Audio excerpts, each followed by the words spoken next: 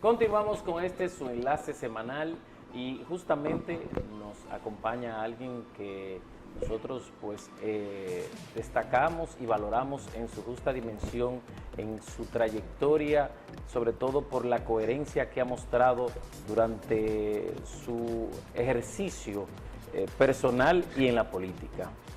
Fue diputado de la República durante varios periodos, ex ministro de Energía y Mina, es el primer vicepresidente y entiendo que presidente en funciones de la Fuerza Nacional Progresista. Se trata del doctor Pelegrín Castillo. Buenas noches, ¿cómo está usted? Muy buenas noches, muy contento de encontrarme aquí en compañía de ustedes. Muchas gracias por la invitación y gracias por poderme comunicar con el público de Enlace. ¿Verdad que sí? Sé que es un público amplio, atento y muy informado. La bienvenida, doctor, es doble para usted. Gracias. A Enlace Semanal, a la ciudad corazón, Santiago de los Caballeros. Hacía mucho que no Muchas venía, Santiago. Tenía unos meses, porque en la campaña vine un par de ocasiones, pero básicamente a reuniones, encuentros propios de la campaña. Pero ahora volvemos ya para tareas de evaluación. El partido entra en una fase de relanzamiento, una nueva etapa de la vida nacional, una nueva etapa a nivel mundial, y eso nos obliga a nosotros a entrar en una nueva etapa de relanzamiento del partido, pero más que todo y ante todo y sobre todo, en una tarea que para nosotros es prioritaria, por encima de la tarea partidaria, que es la constitución de juntas patrióticas, del lanzamiento de movimientos patrióticos en todo el país, porque estamos viviendo una coyuntura histórica muy compleja, muy peligrosa, y el país tiene que estar informado, organizado, movilizado, y eso tiene que hacerse ya desde una estructura que va más allá de los partidos y de los enfoques ideológicos y de los grupos de interés. Estamos entrando en una etapa de lucha nacional. Algunos dirán de resistencia. Lo cierto es que tenemos que prepararnos para cualquier escenario extremo que ponga en peligro la soberanía, la autodeterminación, la integridad territorial y demográfica de República Doctor, Dominicana. sin lugar a duda, usted habla de la crisis que vive Haití y me imagino que por ahí viene obviamente esas juntas patrióticas. Pero ¿en qué consiste? A mí me ¿De qué gustaría, se porque trata? yo creo que va más allá, por lo que percibo, que va más allá de Haití solamente. Porque amenazas hemos escuchado desde diferentes litorales. Haití es una. Justamente me gustaría que usted nos explique ese escenario y cuáles son esas posibles amenazas que se ciernen sobre la nación. Mira, nadie debe tener confusión. Todo el mundo debe estar, los dominicanos debemos estar debidamente edificados. Estamos viviendo propiamente inmersos en una guerra mundial híbrida, de cuarta generación. Entender eso es muy importante. Los políticos dominicanos en la Primera Guerra Mundial, la Gran Guerra, no entendieron eso.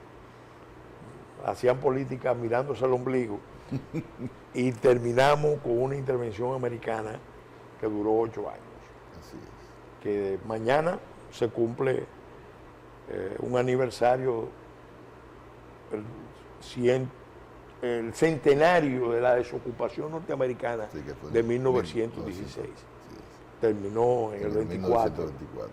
Entonces, en ese centenario, que es un acontecimiento histórico, tenemos que reflexionar. Eso es lo primero. Segundo, hay un proceso de desglobalización en curso, que algunos le han buscado unos nombres diferentes: regionalización de las cadenas de suministro, le buscan unos nombres también en inglés, el offshoring, bueno, todo eso es una realidad. Pero tenemos un continente que está en una etapa de ebullición, polarización, radicalización, desestabilización, tanto en la América que es nuestra, como decía Martí, como en la América que no es nuestra. Ustedes miran a Norteamérica, lo que está pasando en Estados Unidos. Da grima. Eso es así. Da grima. Por otro lado, tenemos una situación insular complicada. La más complicada desde la fundación de la República. Desde la fundación de la República. Proceso de atomización, desintegración de Haití. Un Estado que es fallido, pero pertenece a una nación emblemática que lamentablemente ha sido descartado o abandonado por las potencias, los organismos internacionales. Y en los últimos 30, 40 años nos han ido amarrando por diferentes medios a un esquema que ni funciona para ellos, ni funciona para nosotros. Ahora, hay un escenario que nosotros tenemos que prever, que es que el conflicto que hay en Haití eventualmente se pueda escalar. Si se escala, lo pueden traer para este lado y los más perjudicados seríamos nosotros. Organizar un movimiento cívico ciudadano para que con la ley en la mano, la verdad, la justicia de nuestra causa, como decía Duarte, manifieste el sentimiento patriótico y le pida a las autoridades nacionales primero y después a los poderes internacionales que preserven la nación, que hagan lo que tienen que hacer para preservar la nación dominicana, es muy importante. Si lo hacemos ahora, de hecho debió haberse hecho hace tiempo, de hecho hay señales de que ese ambiente está porque se organizaron 4 marchas entre el año 2021, 2022, bajo los auspicios del Instituto Duartiano. Y eso ayudó mucho a preparar el ambiente que después condujo al Pacto Nacional que se firmó, que será valioso en la medida en que se ejecute, porque el mejor acuerdo es el que se cumple. Eso es así.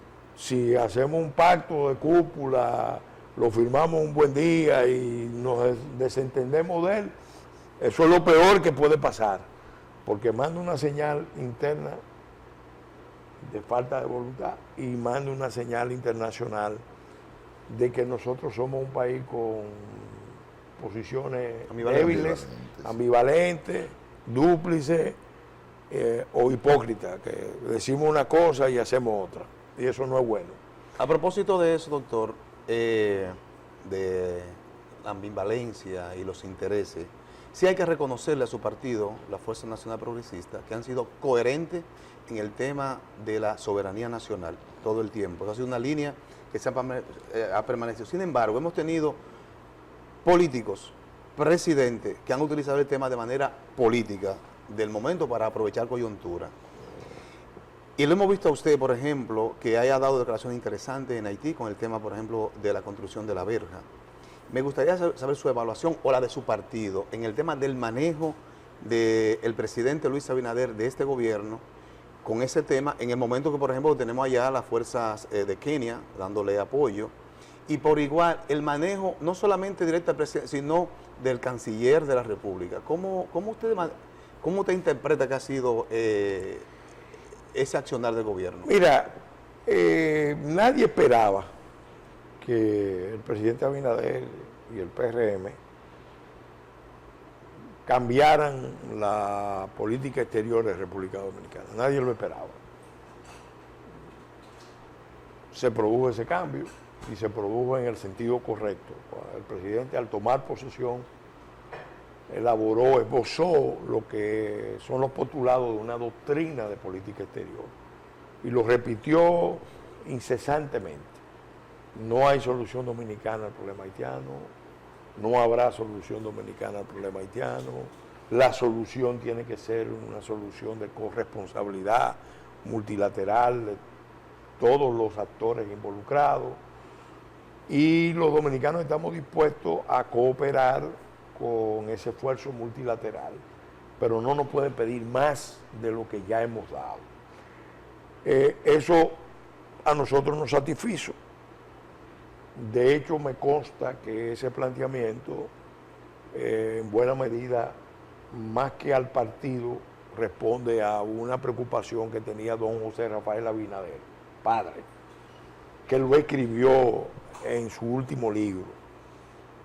Y dijo claramente, se lo dijo al presidente, nos lo dijo a nosotros, el único verdadero gran problema que tiene República Dominicana es la crisis haitiana.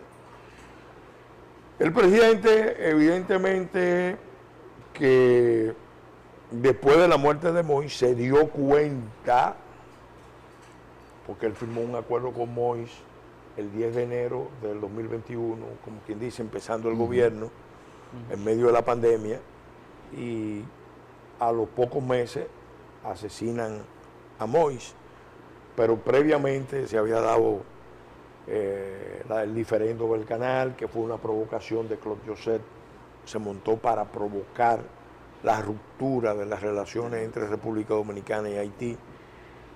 Se había dado también una maniobra de aislamiento del presidente Moïse por parte de Claude Joseph, apoyándose en el caucus afroamericano. Entonces, el presidente Abinader se dio cuenta de que el esquema que había no funcionaba. ¿Qué pasa? Bueno, en el gobierno hay sectores que han estado muy comprometidos con la otra visión, con la visión de la solución dominicana al problema haitiano. Que en diferentes momentos se comprometieron con organismos internacionales, con potencia, concretamente con Estados Unidos. Yo lo digo con mucha claridad porque es un tema que hay que hablarlo así. Es un tema que hay que hablarlo con la mayor claridad y responsabilidad. En Estados Unidos hay un núcleo, no es todo Estados Unidos, es un núcleo de 3 sectores que están coaligados en ese plan. Y aquí ha faltado fortaleza, entereza, en ocasiones se resiste, en ocasiones hay repliegue, vacilación. Entonces uno ha notado en el gobierno esa ambigüedad. El canciller en general ha reflejado las posiciones del presidente, pero por ejemplo, a mí me preocupa el exceso de confianza que hay en la comunidad internacional y en los Estados Unidos. Me preocupa porque uno ha visto, o sea, en política internacional hay que leer los hechos más que las palabras, más que los discursos. Y eso se aplica con nosotros porque podemos tener un discurso muy válido, muy justo, pero los hechos ir en otra dirección, mandar una señal en sentido contrario. Y eso también con relación a la comunidad internacional. Por ejemplo, el secretario Guterres, lo primero que planteó cuando se decidió abordar la crisis haitiana, crisis que había creado la Naciones Unidas cuando retira la MINUSTA, ahí lo primero que plantea es una fuerza internacional robusta. De eso hace ya más de 2 años y medio. Y ahora lo que estamos hablando es de 400 efectivos, cuando la misma Kenia se había comprometido con 2.000. Y se suponía que había compromisos de 5.000. Hay 650 millones presupuestados, pero ¿cuántos desembolsados? Al día de hoy, 150. Y resulta que ya las mismas tropas de Kenia tienen una situación precaria.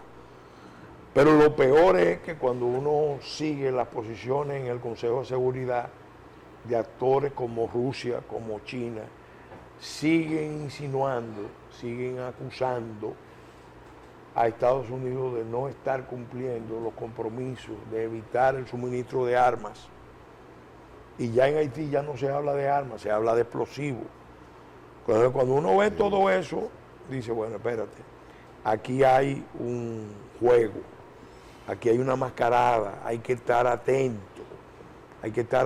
no confiarse mucho. Yo sé que en el campo diplomático, los diplomáticos muchas veces, aunque desconfíen, tienen que demostrar diplomacia. Doctor, en ese mismo orden, ¿qué le convendría más a la República Dominicana conociendo dos modelos de gobierno norteamericano y que ahora están en un proceso de elecciones? ¿Un Donald Trump o el mismo Biden que continúa? Mira, recordemos que cuando Trump ganó, Trump cortó los fondos a Naciones Unidas, entonces Naciones Unidas decidió retirar MINUSTA. Retirar MINUSTA, que es lo que detona esta crisis, porque en un país donde no hay ejército, o el ejército en ese momento era de 500 efectivos, y tú retiras la única fuerza de disuasión, evidentemente los acontecimientos se precipitan y todo el que se puede armar se arma. Ahora, sin duda, haciendo abstracción de ese hecho, en la constante histórica lo que sabemos es que hay una alianza, yo lo digo con mucha claridad, de la diáspora haitiana en Estados Unidos, en Francia, en Canadá, que es muy poderosa, que es muy influyente. Esa alianza abarca a los afroamericanos, al caucus afroamericano, y muy particularmente en los últimos tiempos a la nación del Islam, que encabeza Luis Farrakhan. ¿Sí? Luis Farrakhan. Y luego a los sectores, como dijo el senador Rubio, porque yo lo decía y me decía, no, esos son los vinchos exagerando, los peregrinos, viendo fantasmas donde no hay. Señor, ya lo dijo el senador Marco Rubio, que es vicepresidente del Comité de Inteligencia del Senado americano, que la administración Biden tiene un compromiso. Hay sectores radicalizados de izquierda, como lo entienden ellos, y la izquierda americana, que quieren trasladar a la República Dominicana 3 millones de haitianos. Le puso número. Entonces, si aquí hay 476 asentamientos en datos de Interior y Policía en desarrollo, y Estados Unidos quiere trasladar 3 millones más, evidentemente es un crimen internacional lo que se está cometiendo con República Dominicana. Esos grupos entienden que tienen una ventana de oportunidad hasta noviembre, porque si ellos pierden las elecciones, va a cambiar el juego. Ellos no van a tener el poder para hacer ciertas cosas, y el discurso de República Dominicana está más en sintonía con lo que está planteando Estados Unidos en la versión conservadora, trumpista. Entonces, ahí no es que Trump va a venir a resolvernos ningún problema. Esta es una lucha nacional que la tenemos que resolver nosotros, pero a mí me parece que nos conviene, para este tema en particular, más la administración republicana. Ahora, al mundo mismo también, yo vi ayer, analicé el encuentro de la OTAN en Washington, en el 75 aniversario de la fundación de la OTAN, y la verdad es que asusta, porque esa gente no se están dando cuenta de que nos pueden llevar con esa posición que tienen con relación al conflicto de Ucrania, nos pueden llevar a la guerra mundial nuclear. Entonces, ese apoyo que dieron finalmente de que tienen ya que actuar en favor de Ucrania. Pero eso es la guerra. Es fuerte. Eso es la guerra. Y hemos visto a Rusia entonces buscando la alianza de los otros ellos países. Ellos se han desesperado, los grupos guerreristas de Estados Unidos, ese grupo de los ultraliberales y los neocon, porque en Europa lo que se ve es una rebelión contra la posibilidad de llevar a la OTAN al conflicto con Ucrania. Lo que está pasando en Francia tiene que ver mucho con eso. Lo están viendo con Hungría. Orbán asumió la presidencia y está jugando un rol internacional importante. Hay otros presidentes de la región que están dispuestos a... El presidente turco, la guerra es ahí en su vecindario. ¿Es así? El presidente turco que dice, no podemos ir a la guerra, es el segundo ejército. El segundo ejército de la OTAN es Turquía, pero ya Turquía tiene un pie en el Consejo de Cooperación de Shanghái. De modo que bien pudiera pasar que Turquía en un momento dado se retire. Y eso para la OTAN sería gravísimo. En la Primera Guerra Mundial, lo que la gente no sabe es que los alemanes fueron los que forzaron el ingreso de Turquía a la guerra, con una maniobra muy audaz que hicieron. Forzaron que Enver Pacha, los jóvenes turcos, apoyaban la alianza con Alemania, pero los más conservadores pedían que no entraran en guerra porque significaba una guerra con Rusia. Entonces, ahora mismo, por muchas razones, yo veo que al mundo le puede convenir más Trump con todos sus riesgos, porque nadie puede decir que no. Pero Dios escribe derecho en línea torcida. Eso es. Entonces, a lo mejor... Pelegrín, retornando al país, a mí me gustaría que usted nos pudiera brevemente hacer una especie de análisis de lo que pasó en el pasado proceso electoral. Usted nos dijo que su partido ha estado, ¿verdad?, en revisión interna, pero nos gustaría que lo más resumido posible usted nos pudiera dar un vistazo. Mira, yo pienso que tenemos que tener varias coordenadas claras, históricas sobre todo. El ciclo histórico de los 30 años, que es casi una ley de hierro en la política dominicana, terminó con esta elección. Empezó en el 96 llevando a Leonel Fernández, eso determinó que este ciclo que concluyó permitiera que el PLD fuera hegemónico por 20 años. Es más, casi se convierte en un partido Estado. Y viene la crisis interna y termina el ciclo. Esos conflictos que ustedes están viendo en la Fuerza del Pueblo, en el PLD, van a continuar porque son propios de la descomposición del orden político. Lo mismo pasa con el PRM. Aquí Luis Abinader llegó por una coyuntura, llegó con el apoyo de la Fuerza del Pueblo, de Leonel Fernández. Pero ahora yo creo que el presidente está consciente de que a él le corresponde encabezar un gobierno de transición. Este periodo es de conclusión del ciclo, transición al nuevo ciclo. Y el reto para toda la clase política, en un contexto como el que hemos analizado antecedentemente, el reto que tenemos es cómo nosotros somos conscientes, responsables, para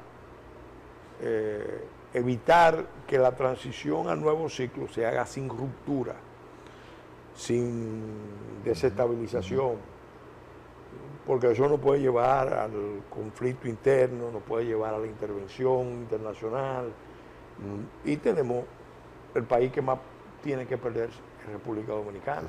Entonces, vamos a ser conscientes, todos los actores ser responsables. El presidente anunció un gobierno de unidad nacional. Él tiene un dilema. El dilema histórico de Luis Abinader, bueno, a él le ha tocado la transición. al nuevo ciclo. Ahí él tiene que jugar la carta de ser el presidente responsable que manejó el país en tiempos de crisis y que garantizó el paso de un periodo a otro con la mayor unidad posible. En su partido tienen que entender que si ellos no colaboran a esa obra, muy probablemente ellos terminen junto con los otros partidos. Y me explico. Usted coge la historia de República Dominicana y se da cuenta de que el ciclo está determinado por los cambios generacionales, pero también por los factores externos. Ejemplo, el movimiento cívico que surgió el 23 de febrero de 1930, surgió de Santiago, bueno, cambió la historia nacional. Fue un movimiento que puso fin a la hegemonía del Partido Nacional, del Partido Liberal, del liderazgo de Vázquez, de Jiménez. Y ante la crisis mundial y la caída del sistema político por las luchas en el partido de gobierno, dio paso al movimiento cívico primero y luego al Partido Dominicano, con una dictadura cuasi totalitaria de 30 años. Entonces, después uno lo ve, es casi una constante, los movimientos surgen primero, crean un ambiente, un clima diferente, y luego vienen las recomposiciones del liderazgo y de los partidos. Por ejemplo, el 14 de junio, movimiento patriótico, clandestino, y Unión Cívica Nacional, movimiento patriótico, en su primera fase, crean las condiciones para la transición. Pero esa transición se prolonga con el movimiento constitucionalista. Al final, entonces, ahí empezamos ya un ciclo post-Trujillo que empieza en el 66. ¿A dónde termina? En el 96, 30 años. Y eso en este siglo, el siglo pasado. Ahora está terminando ese ciclo. El PLD se proyectó con la idea cuasi totalitaria o hegemónica de 2044. Esos son sueños, son versiones que estimulan a la gente para que se alinee, pero el ciclo histórico es ese, y casi es una ley de hierro. Doctor. Entonces pongámonos todos a pensar en el país primero, los problemas que tiene, los desafíos que tiene, el potencial que tiene, porque no solamente son problemas, nosotros tenemos un enorme potencial de ser un país que salga muy fortalecido de esta crisis, un país que genere resiliencia, pero sobre todo que se convierta en un país antifrágil. Doctor, ¿es un reto para el presidente o una prueba de liderazgo la aprobación del Código Penal y las reformas que incluye la reforma a la Constitución de la República? Y agregar a eso su opinión sobre su opinión, porque estamos hablando con uno de los legisladores de más experiencia del país, casi 20 años, ¿verdad que sí? Bueno, sí. En el Congreso. Bueno, miren, en cuanto al presidente, yo creo que si lo valoramos en términos de prioridades, la prioridad del presidente debería ser la ejecución del Pacto Nacional para Política de Estado que suscribió él, que convocó él el 27 de febrero del año pasado y firmó el 27 de octubre. Eso es más importante que cualquier otra cosa. Ahora, el tema de la reforma constitucional, la reforma fiscal, la reforma de los mercados, también amerita alguna prioridad mayor. En cuanto al Código Penal, bueno, yo se lo voy a resumir de esta manera. Mire, el doctor Castillo fue mi profesor de Derecho Penal. En la UNFA. Sí, porque fue mi profesor. ¿Cómo? Y fue muchos años profesor de Derecho Penal General, de Derecho Penal Especial, de Criminología, y Y cuando yo en estos días le estaba leyendo lo que se había aprobado, él me dijo, mira, por favor, no me siga leyendo.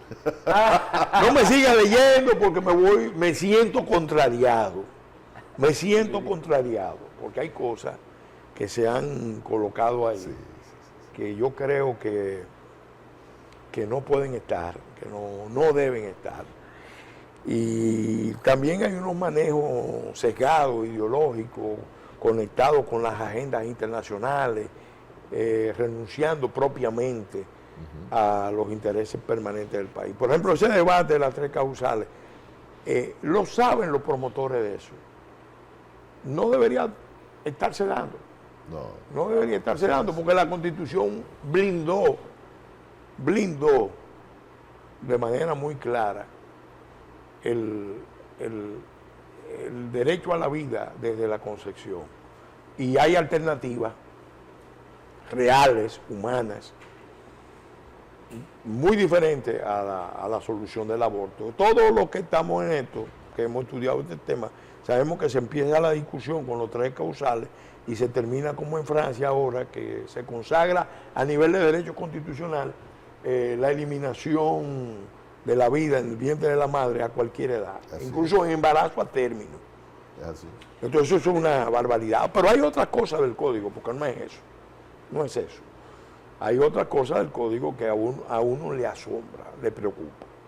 Yo creo que lo que planteó Pacheco de que se haga una vista pública y además una recomendación, yo creo que vale la pena que se reconstituya una comisión de juristas, que ahora mismo tengo entendido que el único que está trabajando directamente con la comisión es el amigo Ricardo Rojas León de Finjus, que es un jurista versado, pero lo ideal sería que se conformara una comisión de juristas, de penalistas, de entendidos en la materia, para que acompañen a los legisladores. Ahí se han colocado cosas que la gente ni se imagina. Por ejemplo, en la responsabilidad penal de las personas morales hay que tener mucho cuidado, porque nosotros somos un país que tiene 60.000, 70.000 abogados, un país muy litigioso, y uno de los problemas mayores que está planteado es que, bueno, nosotros queremos generar seguridad jurídica para que venga inversión al país. Si ese capítulo de la responsabilidad penal de las personas morales no está bien concebido, bueno, habrá muchos abogados que van a tener un buen campo de ejercicio penal. La interpretación del derecho. Óigame, pero vamos a crear muchos problemas. Eso va a mencionar uno de los temas, pero hay muchísimos otros que a mí personalmente me espantan. Doctor, ya no tenemos tiempo, pero me gustaría ya finalmente un mensaje y por supuesto también que nos hable brevísimo, pero de su padre, que próximamente tenemos entendido que va a poner a circular una obra. Bueno, el día 16, en víspera de su aniversario, 93, vamos a poner a circular la obra de él de Reminiscencias. Es la primera de una serie de obras que vamos a poner a circular. Vamos a coordinar para también venir al Cibao, tenemos en pantalla, a ponerlo a circular. Aquí también vamos a ver si con la gente de Cuesta hacemos una... y ahí son 68 capítulos, testimonios de él, de experiencia que ha vivido, y si Dios le da vida y salud, que es lo que estamos pidiendo, en su 95 aniversario esperamos tirar la segunda, y tenemos varios libros en preparación. Aquí, mientras tanto, estamos trabajando activamente en lo que dije al principio. El doctor Santos Willy Lidiano nos está ayudando mucho, tanto en el esfuerzo que tenemos de relanzar el partido, pero eso es secundario con relación a la tarea principal y urgente. Si hay algo prioritario, prioritario para todos los dominicanos, más allá de los partidos, la formación de juntas patrióticas dominicanas para enfrentar las eventualidades que vienen, que están a la vista. El que tenga ojos para ver, que vea. El que tenga oídos para oír, que oiga. Bueno, Gracias. muchísimas gracias, doctor.